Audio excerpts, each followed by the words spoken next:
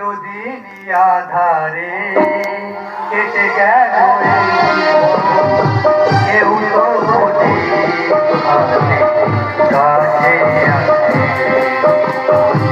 দূর থেকে দেখেছি পূর্ণিমার আমি কখনো আমার ঘরে ঢুকতাম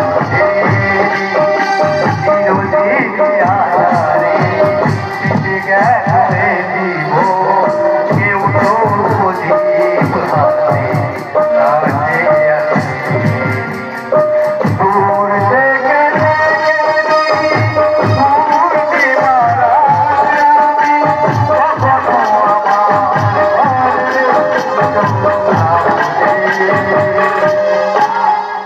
হেরে গেলাম আমি হেরে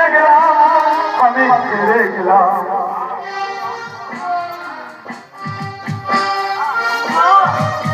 তুমি যাওনি সোনারদা, তুমি যাওনি বর্তমান তুমি অন্ধকার সমাজে মুখগুলো করে এই মানুষগুলোকে তুমি হারিয়ে দিয়েছো। গন্ডগোল তুমি হ্যাঁ বলা এই গন্ডগোল নামতে শুনে আগে সবাই হাসাহাসি করতো, এখন সবাই ঘৃণা করে। হয়তো হয়তো আরো পরে আমার গায়ে সবাই ছুটু দিয়ে বলবে ওই দেখ সে প্রেম করার নামে প্রেমকে হত্যা করে। কিন্তু কিন্তু এমন তুমি কেন করলে? চাপা তো কোনো অন্যায় করনি, তাহলে তুমি তাকে এত বড় শাস্তি কেন দিলে? কেন? সেটা আমার ভাগ্য। আর শুনে রাখো বলা ওই যে আমাকে অস্বীকার করাটা আমার দাদা দুর্ভাগ্য। তোমার দাদা দুর্ভাগ্য? হ্যাঁ, আমি আমার এই অন্ধকার জীবনের সাথে চাপার কলঙ্ককে আমি জড়াতে চাই না। কিন্তু কেন কেন তুমি জড়াতে চাও না?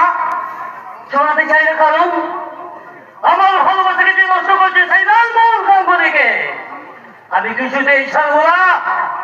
ওকে মার থেকে আমিও শেষ হয়ে যেতে পারি। এবার এবার আপনারাই বলুন তো, সেই মেয়েটার দুচোখেই আমি স্বপ্ন ভরে দিয়েছি, সেই মেয়েটার স্মৃতিতে সিঁদুর দিয়ে আমি তা কেমন করে বুঝবো?